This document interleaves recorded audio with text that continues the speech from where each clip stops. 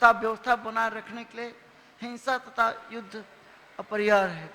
कुरुक्षेत्र का युद्ध भगवान की इच्छा होने के कारण अपरिहार्य था और सत्य के लिए युद्ध करना क्षत्रिय का धर्म है।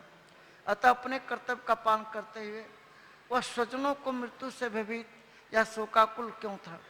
यह विधि को भंग नहीं करना चाहता था, क्योंकि ऐसा करने पर उसे उन पाप कर्मों के फल भोगने पड़ेंगे जिनसे वह अत्यंत भयभीत था।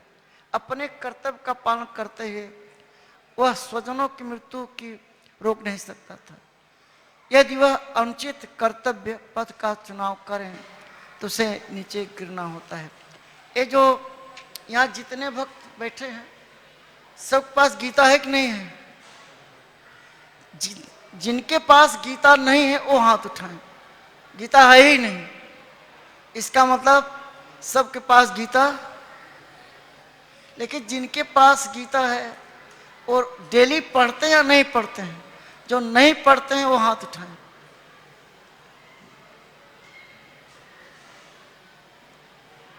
तो गीता रखने के लिए नहीं है। लोग क्या करते हैं, गीता को ले जाएंगे अपने पूजा घर में, लाल कपड़े से बांध करके रख देंगे, आरती दिखाएंगे, फूल चढ़ाएंगे, लेकिन पढ़ेंगे नहीं।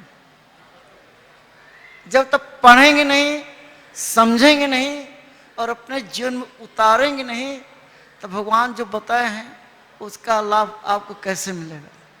अगर आप लाभ लेना चाहते हैं तो उसको पढ़िए भी, समझिए भी और अपने जीवन में उतारिए भी। तो इसी पर हम चर्चा करेंगे। ओम अज्ञानतिमिरान्धस्य ज्ञानांजन शलाकया चक्षुरुन्मिलितं येन तस्मै श्री गुरुवे नमः। हे कृष्ण करुणा सिंधु दीनबंधु जगतपते गोपेश गोपिका कांत राधा कांत नमस्तुते। तप्त कांचन गौरांगी राधे वृंदावनेश्वरी वृषभानुसुते देवी प्रणमामि हरिप्रिये। वाञ्छा कल्पतरुभ्यश्च कृपा सिन्धुभ्यो च पतितानां पावनेभ्यो वैष्णवेभ्यो नमो नमः। जय श्री कृष्ण चैतन्य प्रभो नित्यानंद श्री अद्वैत गदाधर शिवासदि गौर भक्तवृंद। हरे कृष्णा हरे कृष्णा।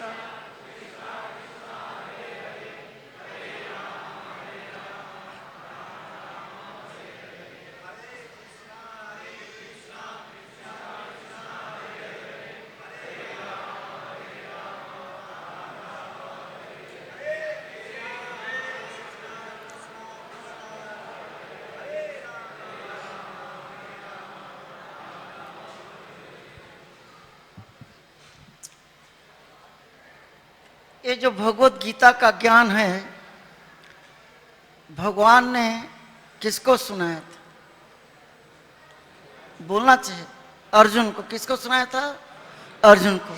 और अर्जुन के माध्यम से एक ज्ञान किसको दिया है? हम सब के लिए।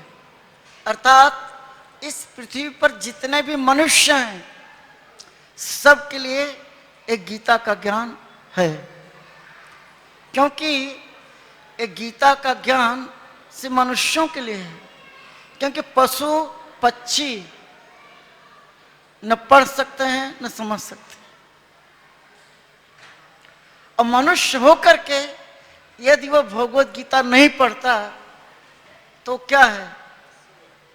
द्विपक पशु है और दो पैरों पर चलने वाला क्या है? जानवर ही है। क्यों? कि धर्म बिना नर पशुवी समान। धर्म के बिना मनुष्य क्या है? जानवर के समान है, पशु के समान है। क्योंकि पशुओं के लिए ये जो ज्ञान दिया गया है लागू नहीं होता, अब मनुष्यों के लिए लागू होता है। तो मनुष्य हो करके अगर वो राधा कृष्ण की भक्ति नहीं करता, अब भगवत गीता नहीं पढ़ता, अब भगवत गीता के अनुसार अपना जीवन नहीं चलाता, तो क्या है? पशु है। तो इस संसार में 95% या उससे भी ज्यादा लोग क्या हैं बताइए ना। डरने क्या बात सही है। एक गीता के आधार पर श्री प्रभुपाद जी ने इतना बड़ा प्रचार कर दिया। आप कल्पना कीजिए कि अगर प्रभुपाद जी इस धरती पर नहीं आए होते तो हम लोग यहां पर बैठे। आज माथे पे तिलक है, गले में कंठी माला है, जप माला है, कितना भव्य सुंदर मंदिर के बीच में आप बैठे हैं। किसकी कृपा से?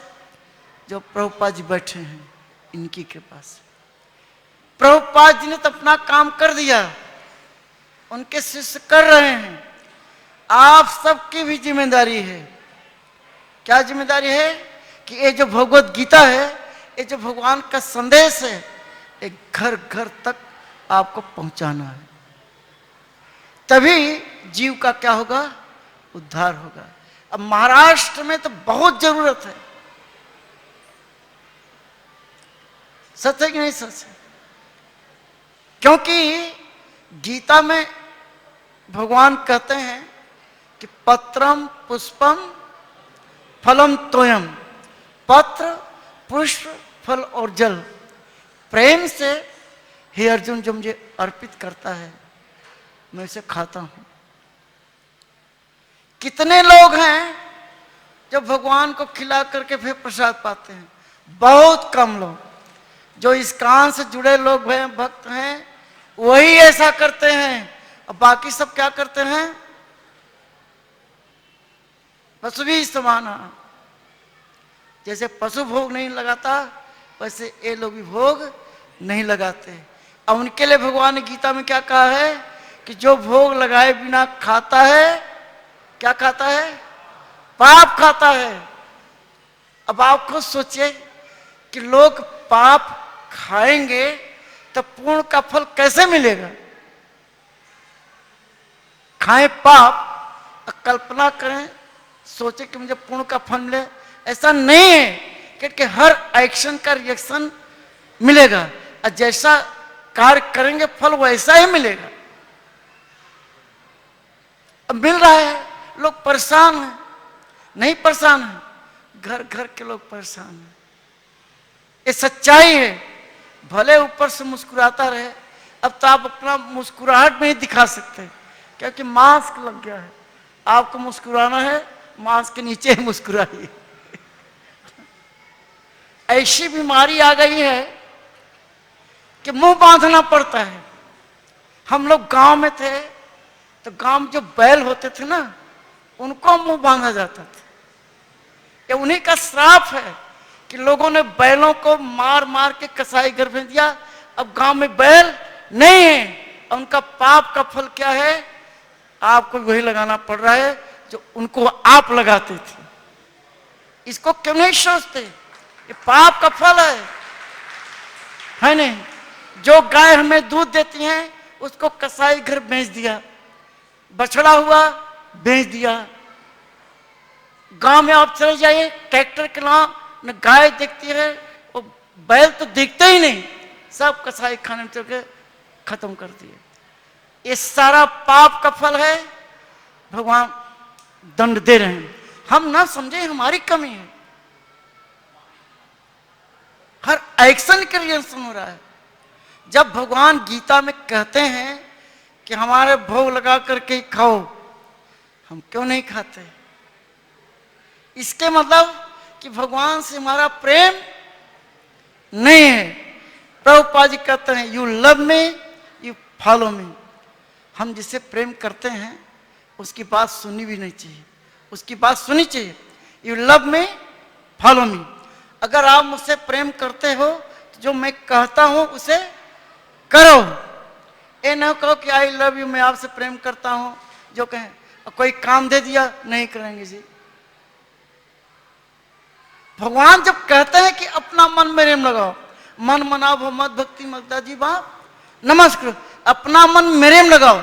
अगर हम अपना मन भगवान में नहीं लगाते तो हमारा भगवान पर प्रेम नहीं है, हम दिखावटी हैं। भगवान तो यही कहते ना कि अपना मन मेरे में लगाओ, पहले भोग मुझे अर्पित करो, फिर प्रसाद के रूप में पाओ प्रेम से। कितने लोग ऐसा करते हैं बताइए, बड़ा मुश्किल काम है नहीं। कहते हैं भगवान हमारे पर कृपा नहीं कर रहे हैं, तुम कृपा पाने के लायक ही नहीं हो, पहले बनो तो सही। प्रभुपाद जी गए अमेरिका में, हिप्पियों को हैप्पी बना दिया।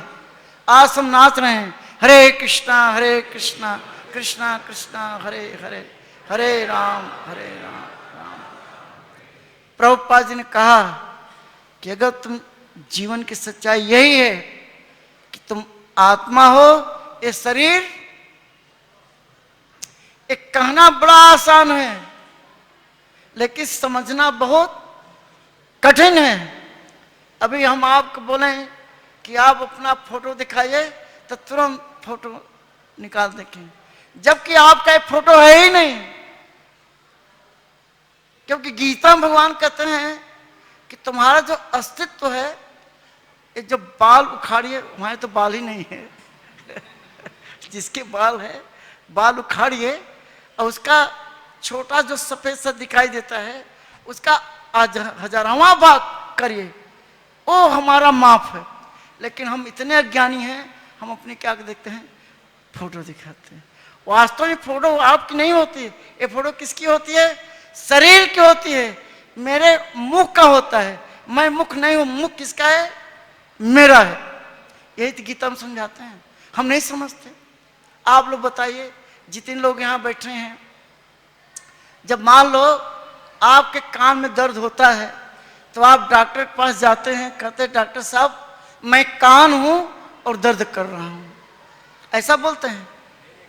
आप क्या बोलते हैं, आप ये बोलते हैं कि डॉक्टर साहब मेरे कान में दर्द है, मेरे आंख में दर्द है, मेरे पूरे शरीर में दर्द है। इसका मतलब न तो आप कान हैं, न नाक है, न आंख है, न शरीर है, क्योंकि आप खुद कह रहे हैं कि ये मेरी शरीर है, तो फिर आप है कौन। यही तो गीता में भगवान समझा। अब आप न पढ़ें न समझें तो भगवान क्या करें। भगवान तो यही कहते हैं ना, हम जानते हैं इस बात, लेकिन फिर भी अज्ञानता ऐसी होती है क्योंकि उनको पता ही नहीं है कि ये जो शरीर है, भौतिक शरीर, ये सिर्फ माध्यम है। कैसे है, जैसे आप हमें देख रहे हैं, राइट, अब मैं आपको देख रहा हूं, मैं बोल रहा हूं और आप सुन रहे हैं, सुन रहे हैं कि नहीं सुन रहे हैं, देख भी रहे हैं, सुन भी रहे हैं, हाथ भी हिला रहे हैं। एक जानते हैं ये आंख नहीं देखती है, आंख नहीं देखती है, और कान नहीं सुनता है कि देखने वाला मैं हूं। आत्मा कौन है, मैं हूं, मैं देखता हूं। ये आंख नहीं देखती, देखने के लिए आंख क्या है, एक माध्यम है।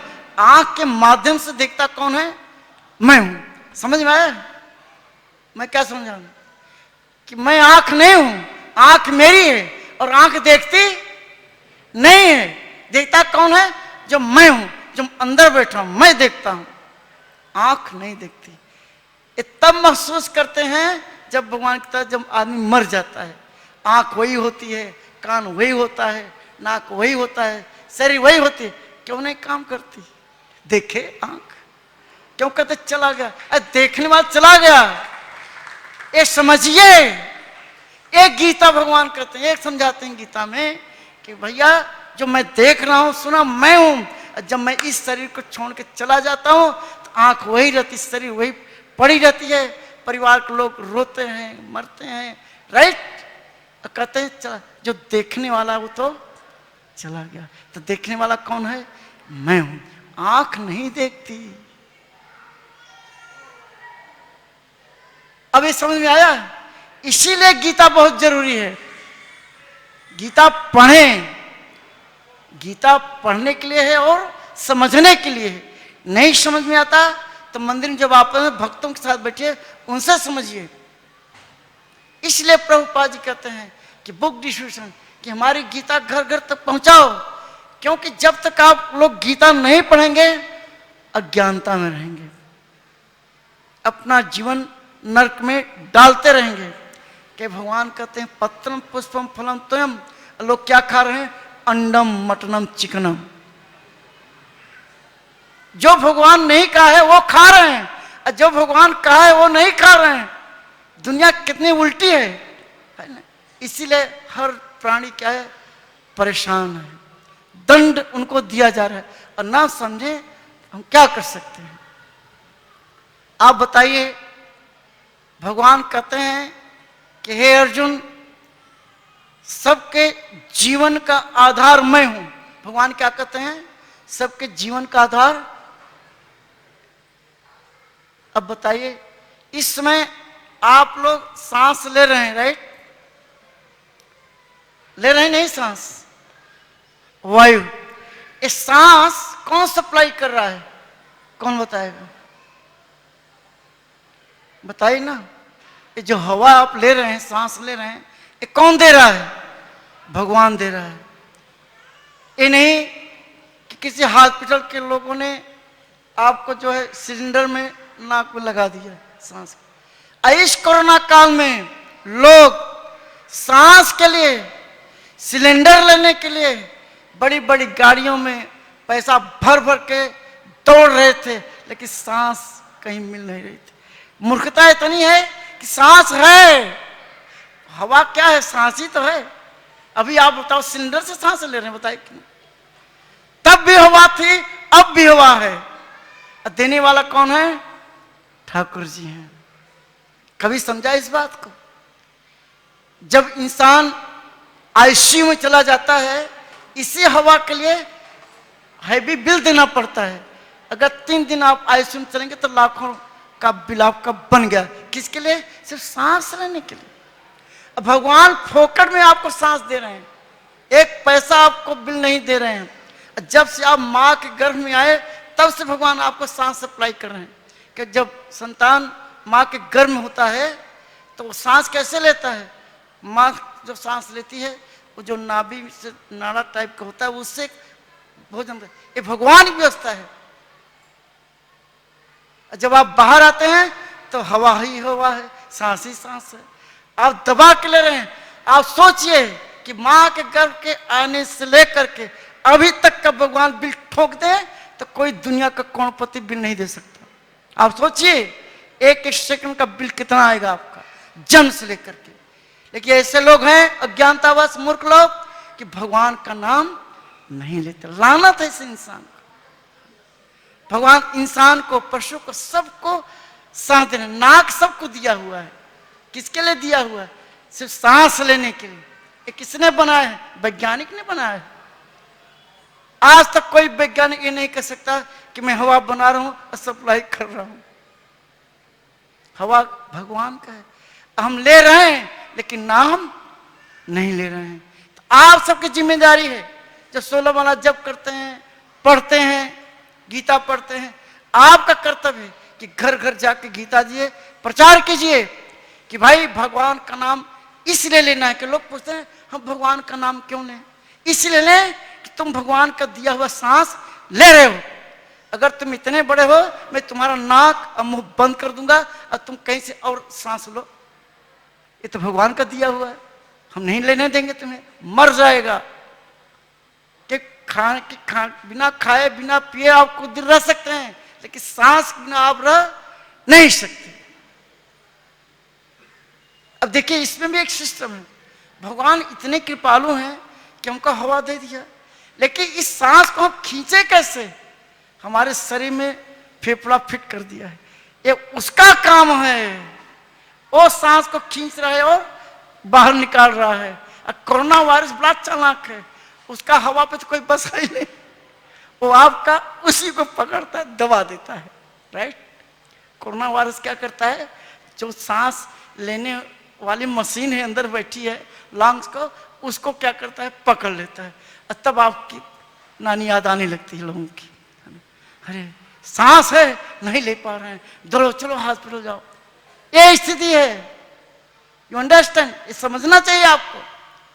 तो भगवान हवा भी देते हैं, हवा कैसे खींचे, और मशीन में क्या कर दिया है, फिट कर दिया। इतना बड़ा कृपा कर दिया है, और फिर भी अगर वहां आंख न खुले, भगवान का नाम लेने में नहीं ले, तो क्या कर सकते हैं भगवान? भगवान का क्या गलती है बताओ? भगवान तो बोल दिए हैं, लेकिन हम नहीं करते। क्यों? कि भगवान से प्रेम ही नहीं है। प्रेम होता तो जरूर अपना मन भगवान में लगाते हैं। आप विश्वास नहीं करेंगे, पूरे दुनिया में चले जाइए, हर जगह लोग मांसाहारी होते चले जा रहे हैं, बढ़ते जा रहे हैं। एक कोरोना वायरस में भी जैसे ही दारू की दुकानें खुली, लोग 1,000 इतनी महंगी दारू है, लेकिन लोग 2-2, 3-3 महीने के लिए स्टोर कर रहे थे। और कांदा 1 रुपये बढ़ जाता तो शोर मचाने लगता है कि प्याज महंगा हो गया, ये महंगा हो गया, वो महंगा। दारू महंगी हो रही है, कोई नहीं बोल रहा है। कोई बोल रहा है? कोई धरना प्रदर्शन कर रहा है? दबा के पी रहे हैं। क्यों? पैसा है उनके पास, उसके लिए पैसा बहुत है नहीं? अब बाकी चीज के लिए पैसा नहीं है। क्लबों में जाने के लिए पैसा है, अब मंदिर में आने में, पैसा डालने में नानी मरती है, दान देने में बड़ी तकलीफ होती है, राइट? क्यों? क्योंकि तुम्हारा भगवान के प्रति लगाव ही नहीं।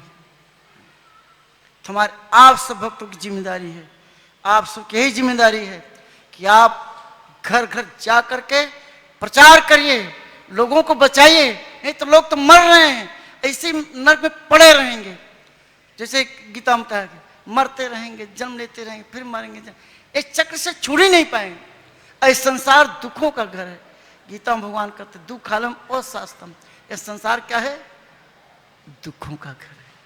यहां सुख नहीं मिलता, लेकिन फिर भी हम सुख की तलाश में वहां भटक रहे हैं जहां सुख है ही नहीं। क्योंकि इस संसार को भगवान कृष्ण ने बनाया है। अब कहते हैं दुखालम अशास्तम, कि हे अर्जुन, ये जो संसार है ये दुखों का घर है और खत्म होने वाला है, परमानेंट, टेम्परेरी है। इसलिए हम सबको गीता पढ़ना चाहिए और लोगों को घर तक बांटना चाहिए। तो प्रभुपाद जी कहते हैं कि यदि आप संसार के लोगों को बचाना चाहते हैं तो डिस्ट्रीब्यूट्स माय बुक्स, मेरी जो पुस्तकें हैं उसको बांटो, तब लोग सुधरेंगे, जैसे आप सुधरे हैं। तो वैष्णव जो है स्वार्थी नहीं होता, सिर्फ अपनी खुशी नहीं देखता, क्या करता है? दूसरों के कल्याण के लिए। ये चैतन्य महाप्रभु का आदेश है। चैतन्य महाप्रभु कहते हैं कि भारत भूमिते हल जंजार जन सार्थक करी कर परोपकार। भारतवर्ष में जिसने जन्म लिया है उसका कर्तव्य है कि भगवान की भक्ति करके अपना उद्धार करे और दूसरों को भक्ति दे करके उसका भी क्या करे? कल्याण करे। इसलिए प्रभुपाद जी कहते हैं कि जो इस्कॉन जितने मंदिर हैं वो जंगलों में नहीं बनाए गए हैं। जहां इंसान वहीं इस्कॉन, नारा है हमारा, जहां इंसान वहीं इस्कॉन। कि इस्कॉन मनुष्यों के बीच में प्रचार करता है। जंगलों में जाकर के मौनी बाबा नहीं बनना है आपको, लोग मौनी बाबा बन जाते हैं। प्रभुपाद कहते हैं भगवान इतनी सुंदर जीवा दी है, भगवान का गुणगान करके अब पट्टी बांध के मौनी बाबा बन जाते। सोचने वाली बात। इसलिए प्रभुपाद जी ने पूरे दुनिया में जहां भी मंदिर बनाया, पब्लिक के बीच में, पास कॉलोनी में जहां लोग रहते हैं, वहां जूहू का मंदिर आप देख ही रहे हैं, चारों तरफ कौन कौन लोग रहते हैं। सोचने वाली बात है। प्रभुपाद जी ऐसे मंदिर है। खारगढ़, गिरगांव चौपाटी, मीरा रोड, 4 मंदिर। बाकी छोटे छोटे प्रीचिंग सेंटर कितने हैं बेसुगर लेकर। प्रभुपाद जी जंगलों में नहीं बनाए, किसके लिए? इंसानों के बीच में। कि गीता का जो ज्ञान है किसके लिए है? इंसानों के लिए, जानवरों को, पशु पक्षियों के लिए नहीं है। इसलिए तो आप सबसे अनुरोध है कि आप लोग खूब प्रचार करिए, ये बहुत आवश्यक है। मंदिर आइए, ठाकुर जी का दर्शन करिए। अब बेचारे हमारे भक्त लोग चारों तरफ गीता लेकर के बैठे हुए हैं, जहां से निकलेंगे वहीं गीता लेकर लोग आपको मिलेंगे। यही नहीं, पूरे वर्ल्ड में, रशिया वगैरह में तो -20, 40 इतना ठंडा होता है, फिर भी हमारे दिल्ली, हम तो दिल्ली से आए हैं, दिल्ली में इसमें कितनी ठंडक है, राइट? यहाँ तो बड़ा आराम है, दिल्ली में इतनी ठंड, लेकिन हमारे भक्त सुबह से लग जाते हैं गीता बांटने में, बच्चे से लेकर बूढ़े तक सबका। क्यों? क्योंकि उनकी यही इच्छा है। प्रभुपाद चाहते थे कि प्रभुपाद जी ने बड़ी मेहनत से इन किताबों को लिखा हुआ, रात रात जाग करके। तो हमारा कर्तव्य है एक गीता बांटें और पढ़ें और पढ़ाएं, ये बहुत आवश्यक है।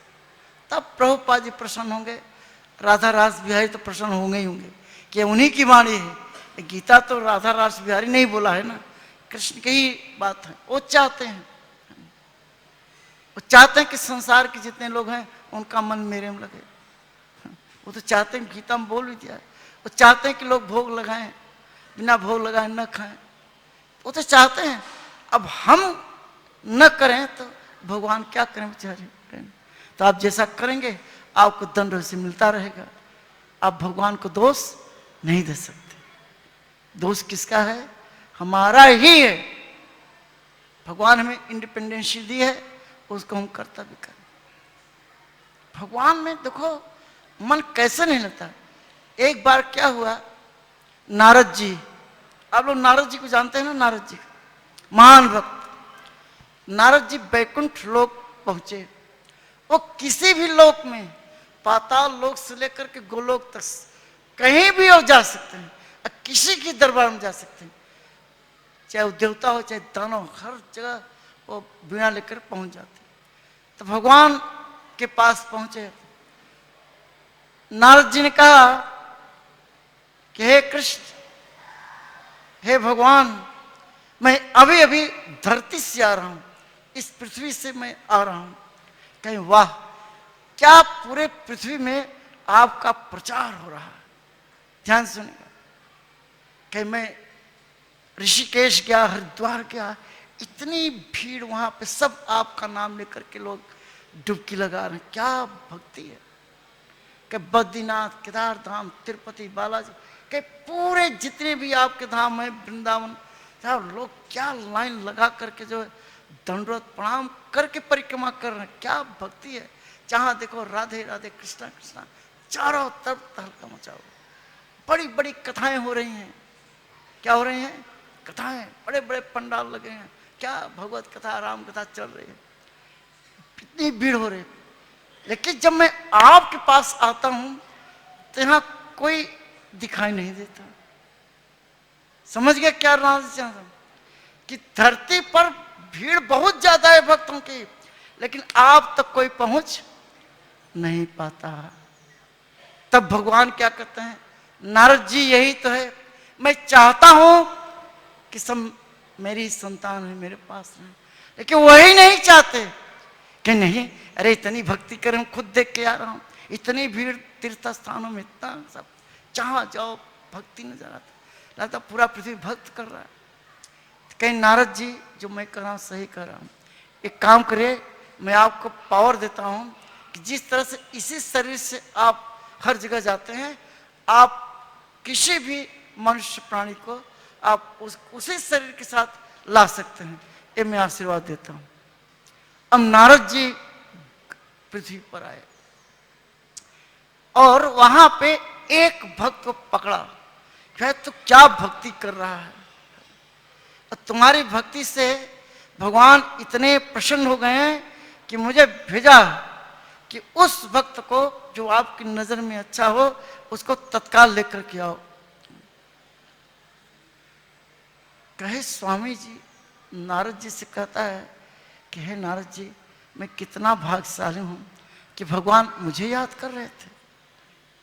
बड़ी अच्छी बात है, लेकिन अभी हम जाना नहीं चाहते। कहीं क्यों? क्योंकि हमारे बच्चे जो है बड़े छोटे छोटे हैं। ये बड़े हो जाए, इनको पढ़ा लिखा लें, बिजनेस संभालने के लायक हो जाएंगे तो हमारे पास काम ही क्या रहेगा, हम आपके साथ चल देंगे। कहे ठीक है। नारद जी कहे ठीक है। तो नारद जी काफी साल के बाद आए, जब उसके बच्चे बड़े हो गए, शादी भी कर दिया, तब वो काफी एजेड हो चुका था। कही भाई अब तुम्हारे बच्चे बड़े हो गए, तुमने बच्चों की शादी कर दी, अब तो तुम्हें चलना चाहिए भगवान के पास। तो उसने बोला कि हे नारद जी, हमारे बच्चे पैसा कमाने में अभी बहुत कच्चे हैं, थोड़ा इनको पैसा बनाने की टेक्निक, बचाने की टेक्निक इनको शिक्षा दूंगा, ताकि ये अपने पूरे परिवार को बढ़ा सकें, राइट, चला सकें। ये सब दे दो, उसके बाद हमारे पास काम ही क्या रह जाएगा, हम आप साथ चल देंगे। नारद जी ने कहा ठीक है। अब नारद जी काफी दिन के बाद आए और देखा कि वहां बूढ़ा था ही नहीं, क्योंकि मर चुका था। तब नारद जी ने बड़ा ध्यान लगाया कि कहां गया बूढ़ा। उन्होंने देखा कि वो मरने के बाद कुत्ता बना हुआ है। किस योनि में गया है, कुत्ते की योनि में, और अपने ही घर के दरवाजे पे बैठा हुआ है। अब नारद जी दौड़ करके उसके पास गए कि भाई तुम मर चुके हो, कुत्ता बन गए हो, उसके कारण ना जो अब तो चलो। कि नारद जी आप तुम्हारे पीछे ही पड़ गए। अरे हमारे बच्चे जो है अभी भी तो सब सीखे हैं, इतना हमने मेहनत करके धन उनको इकट्ठा करके दिया हुआ, तो उनकी सुरक्षा कौन करेगा, मैं ही करूंगा, वफादार कुत्ता तो मैं ही हूं। मैंने मेहनत करके धन दिया हो तो उसकी सुरक्षा कौन करेगा। तब नारद जी बात समझ गए कि भगवान जो बात कहे थे ये सही है। गए भगवान पास, भगवान ने कहा आप अकेले क्यों आए। कहा हे भगवान, अब मैं समझ गया कि पृथ्वी पर बड़ा पाखंड चल रहा है, भक्ति तो बहुत दिखाई दे रही है, लेकिन शुद्ध भक्त कोई बन, सब माया में लगे हुए हैं, है ना, कोई आने नहीं चाहता। कि यही तो मैं कह रहा हूं, हजारों हजारों लोगों में से कोई एक मेरी ओर आता है। ये किसने बोला है, भगवान ने बोला गीता में, मनुष्य नाम शस्त्र कच्ची ये हजारों हजारों करोड़ में से कोई एक आता है। अब उन आए हुए में से कोई एक ही है जो मुझे तब से जान पाता है। सब महात्मा सुदुर्लभ, ऐसे महात्मा बड़े दुर्लभ होते हैं। प्रभुपाद जैसे महात्मा बड़े दुर्लभ होते हैं।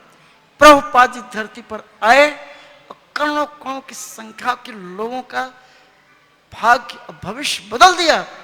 सोचिए कितना बड़ा परिवर्तन कर दिया। सब महात्मा दुर्लभ है, ऐसे महात्मा बड़े दुर्लभ होते हैं। भगवत धाम जाना आसान काम नहीं है। आप तभी जाएंगे जब गीता में भगवान कहते हैं कि अपनी जो इंद्रियां हैं मुझ पर कैसे करो, कंट्रोल करो। कैसे, कौन बताएगा। भगवान ने एक उदाहरण दिया है गीता में। किसका उदाहरण दिया है, कछुए का। किसका उदाहरण दिया है, कछुए का। भगवान कहते हैं जैसे कछुआ होता है, वो जब खतरा नहीं रहता है तो अकड़ के चलता है। कछुए के चलते हुए कितने लोगों ने देखा है, नहीं देखे तो राधा कुंड चल जाए, वहां बड़े कछुए हैं। कछुआ जब चलता है तो सीना तांग चलता है, ऐसे पूरा मुंह बाहर निकाल करके ऐसे आंकड़ चलता है, और चारों पैर से ऐसे चलता है। भगवान कहते हैं कछुए की तरह बनना चाहिए, कि जैसे उसको दूर से खतरा दिखाई देता है, को हमारे लिए क्या खतरा है, उस सारे मुंह को, सारे पैर को क्या करता है, सिकोड़ करके पत्थर बन जाता है। तो जो खतरा होता है वो टल जाता है, सोचता है तो पत्थर है, कछुआ नहीं, उसका जीवन बच जाता है।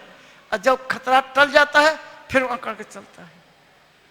हमको समझाने के लिए ये भगवान शिक्षा किसको दे रहे हैं, अर्जुन के माध्यम से हमको शिक्षा दे रहे हैं कि वह व्यक्ति मुझे प्राप्त कर सकता है जो अपने इंद्रियों को कछुए की भांत यूटिलाइज करने में, कला में क्या होगा, मास्टर।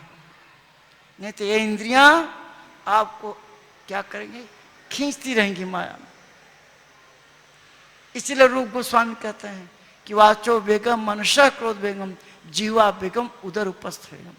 ये जो 6 इंद्रियां हैं, इनको जो कंट्रोल करने में मास्टर है, वही भगवान तक क्या करता है, पहुंच सकता है। इसलिए हमें क्या करना चाहिए, अपने इंद्रियों पर नियंत्रण करना चाहिए। हम कर रहे हैं, बड़ा मुश्किल है। चैतन्य महाप्रभु कहते हैं कि हमें अपने आप को वृक्ष से भी, घास से भी, तिनके से भी अपने आप को नीचा समझना चाहिए। कोई समझता है, सब ऊंचा ही समझता है। भगवान का चैतन्य महाप्रभु कहते हैं तिनादपि सुनीचन, जो अपने आप को तिनके से भी नीचा समझता है, माने इतनी विनम्र होना चाहिए। विनम्रता कहाँ गई? जब तक आप विनम्र नहीं बनेंगे, सरल नहीं बनेंगे, मधुर भाषा नहीं बोलेंगे। प्रभुपाद जी कहते थे कि मीठा बोलने में कुछ नहीं लगता।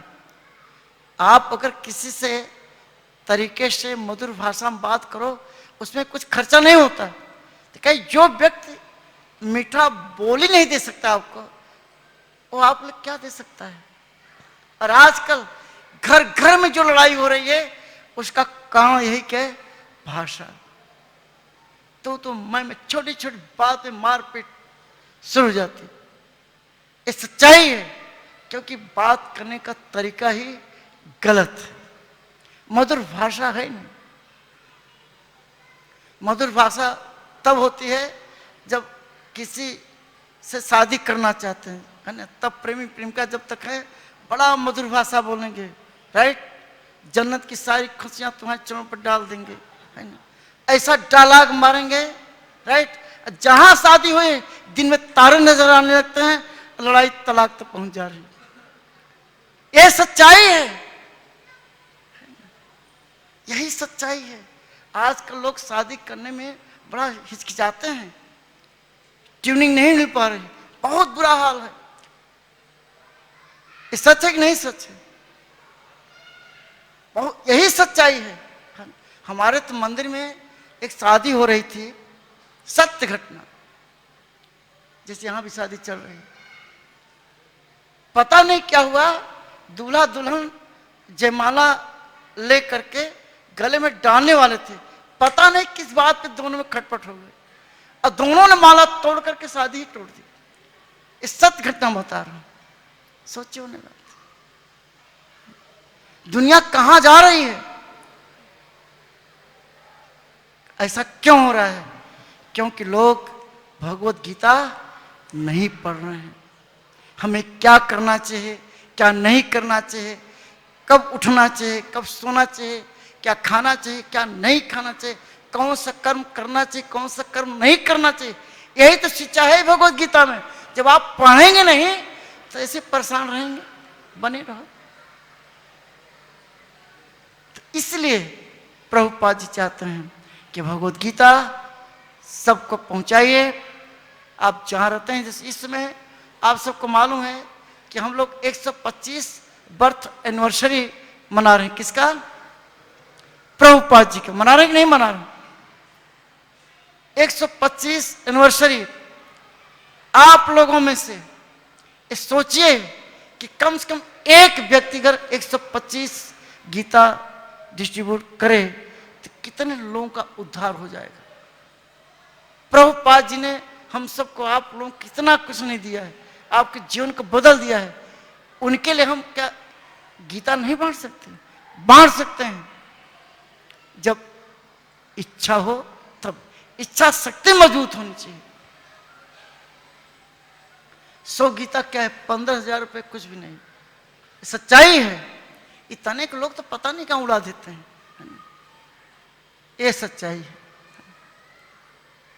तो सबको जो है गीता वितरण में भाग लेना चाहिए। ये बहुत आवश्यक, 125 एनिवर्सरी में आप लोगों ने भी देखा होगा 125 रुपए का सिक्का भी जारी किया गया, मालूम है ना। उसके लिए हमने बड़ी मेहनत की थी।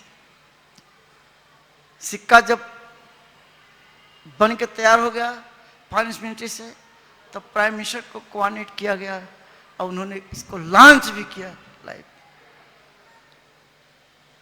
प्रभुपाद जी के सम्मान में उन्होंने भाषण भी दिया कि प्रभुपाद जी ने जो कार्य किया है और उनके से हम लोग जो कर रहे हैं, दुनिया में दूसरा कोई नहीं कर रहा है। मंदिर बहुत हैं, आप यहीं पे चले जाए, लेकिन जो श्रृंगार, जो टाइमिंग, स्वच्छता, प्रसाद वितरण हमारे यहाँ है, कहीं नहीं है। चले जाइए मंदिर में, ऐसे ऐसे मंदिर हैं जहाँ ठाकुर जी को ताजा हार ही नहीं मिलता, फूल नहीं मिलता। लोगों ने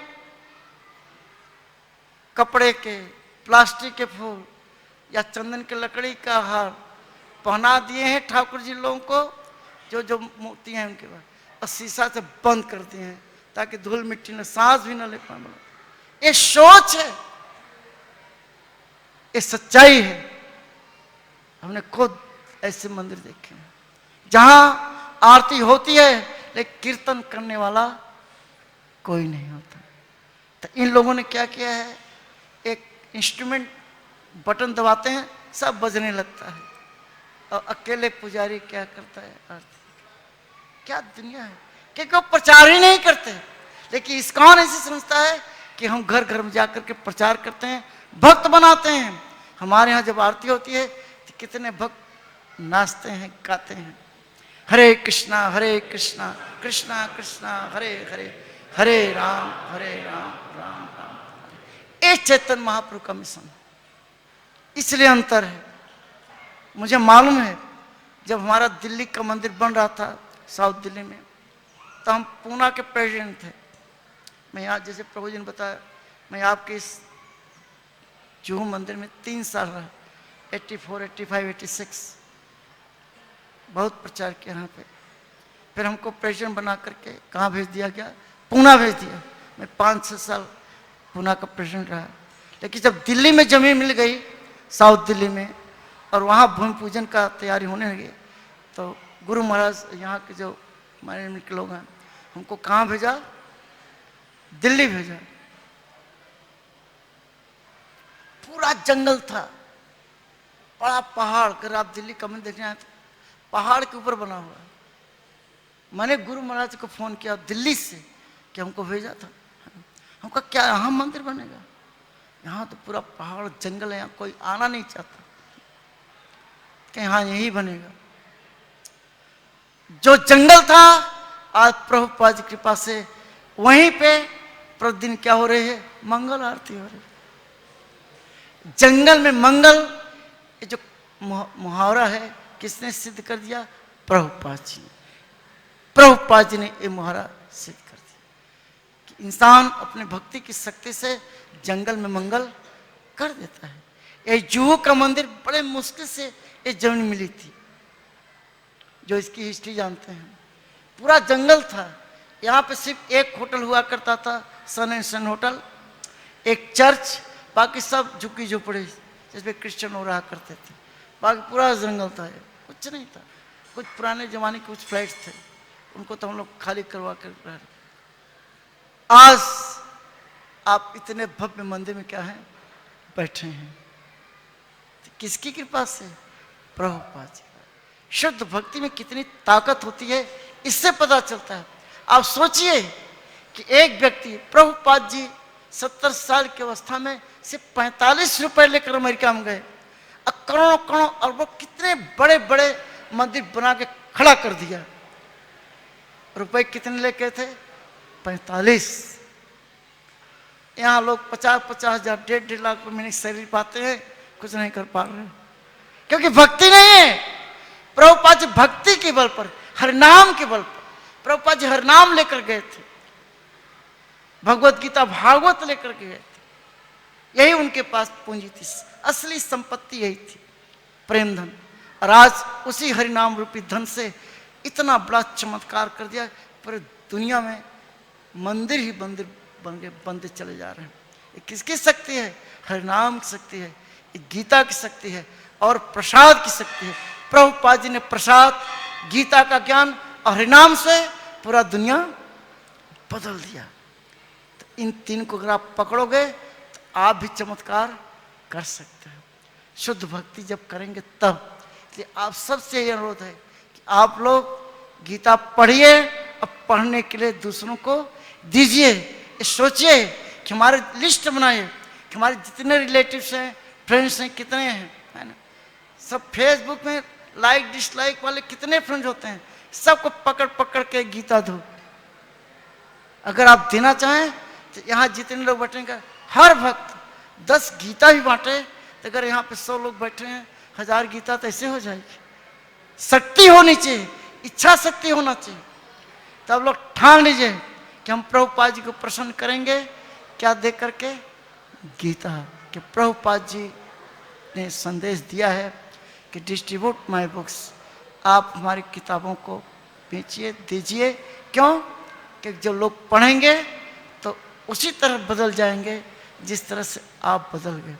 प्रभुपाद कहते हैं कोई तात्पर्य पढ़ेगा तो मैं ही समझा रहा हूँ कि तात्पर्य तो मैंने ही बोला है, मैं ही लिखा हूँ। तो इसलिए आप लोग भक्ति करिए और इस भक्ति का क्या करिए? प्रचार करिए। हरे कृष्णा। सब लोग हम हरे कृष्णा कृष्णा कृष्णा हरे हरे, हरे राम राम। तो कोई प्रश्न है तो पूछिए, पूछना चाहिए। हाँ बोले प्रभु जी, माइक दो। हाँ बोले। हरे कृष्ण। हाँ बोले, हमें सुनाई दे रहा है। आप नजदीक आ जाइए, थोड़ा आगे आ जाइए। हाँ बोले। हरे कृष्ण। हरे कृष्ण प्रभु जी। प्रभु जी, ये पहला क्वेश्चन है ये कि प्रहलाद महाराज, आप अभी जो हम संसार में जो आए हैं, सब लोग अपने कर्मों के हिसाब से आए हैं। कोई दुख भोग रहा है, कोई सुख भोग रहा है। क्वेश्चन ये है, प्रहलाद महाराज इतने पुण्यवान उनके कर्म थे, और जो उन्होंने जन्म लिया उसके बाद हिरण्यकश्यप के थ्रू, अपने पिता के थ्रू इसके द्वारा सताए गए, तो उन्होंने ऐसा क्या कर्म किया था प्रहलाद महाराज ने जो उनको इतने दंड में, जन्म में उन्हें तकलीफ होने पड़ी? उनके कोई तकलीफ नहीं थी। वही धरती पर आए थे हम सबका उद्धार करने के लिए। वो कितने प्रसन्न थे जब उनके पिताजी मारे गए, पता है ना। उन्होंने हार पहनाया। कोई ऐसा करता है? वो तो माँ के गर्भ में ही, जब अपनी माँ के गर्भ में थे, कयाधु के गर्भ में थे, तब नारद जी ने उनको शिक्षा दी, सारा ज्ञान दिया था। करेक्ट। वो सब समझ दिव्य पुरुष है ना। और जो भक्त होता है वो ऐसे कष्टों से डरता नहीं है। हमारे इस काम में कहावत है, राखे कृष्ण मारे कृष्ण राखे के। भगवान प्रहलाद महाराज को विश्वास था कि हमारे पिताजी हमारे कुछ नहीं बिगाड़ सकेंगे, क्योंकि हमारी रक्षा कौन कर रहा है? जो सबका बाप है, परम पिता है ना। इसलिए वो आंख मूंद कर सिर्फ भगवान का नाम लेते थे। यही भगवान कहते हैं कि जो मेरा चिंतन करता है मैं उसकी चिंता करता हूँ। हम चिंतन नहीं करते तो भगवान आप चिंता क्यों करेंगे? यही सच्चाई है। अब भगवान का चिंतन करने का मतलब कि जो भगवान कहते हैं उसे हमें सुनना चाहिए। इसलिए प्रहलाद महाराज कोई कष्ट नहीं, वो आनंद है। हम सब के लिए धरती पर होते। प्रहलाद महाराज इतने शुद्ध भक्त थे कि भगवान को प्रकट करा दिया खंबे से। सही, खंबे से प्रकट करा दिया। ऐसी शुद्ध भक्ति थी। भगवान चाहते ऊपर से पकड़ लेते, सामने से आकर के हिरण्यकश्यप को दबा देते, टाइम कहीं से पढ़ो, लेकिन खंबे से ही आए। क्यों? कि उनका भक्त प्रहलाद ने बोल दिया था कि हाँ खंबे में भी मेरे भगवान है। तो उन भक्त के वचन को सत्यापित करने के लिए भगवान खंबे से ही आए।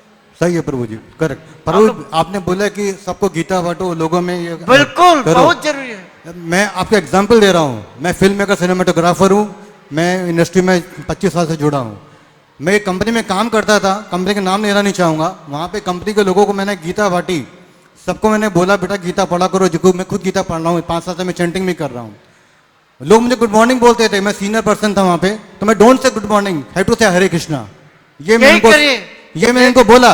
लेकिन लास्ट में क्या हुआ, आफ्टर ऑल उन लोगों ने कंपनी वालों ने मुझे आउट कर दिया। ये बंदा तो बहुत ही इंटरफेयर कर रहा है।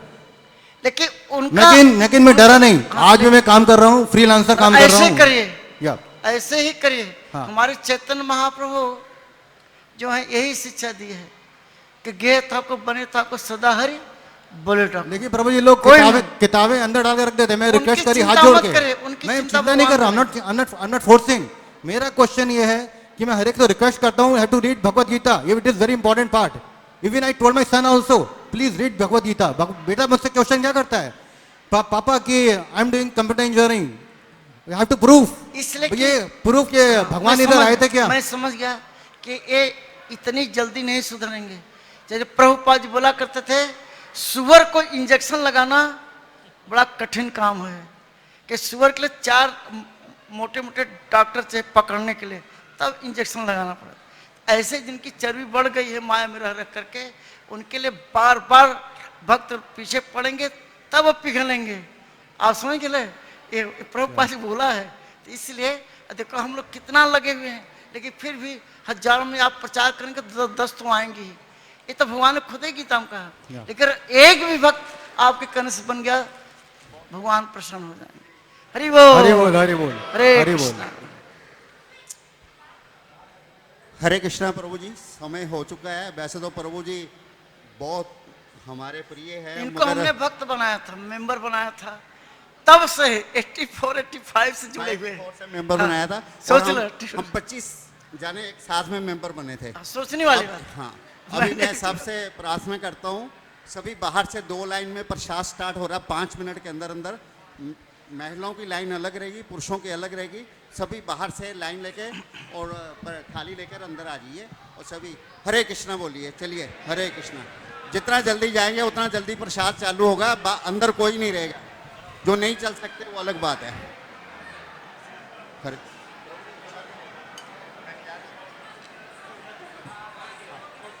हरे कृष्णा। ये दरिया साहब उठा देंगे। हाँ, फोल्डिंग करा देंगे। चलिए फटाफट, जरा जल्दी।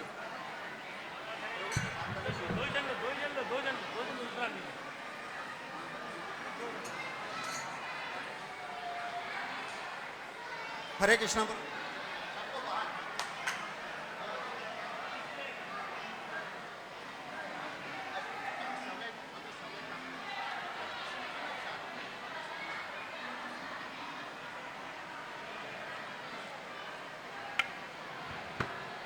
गिलास का गिलास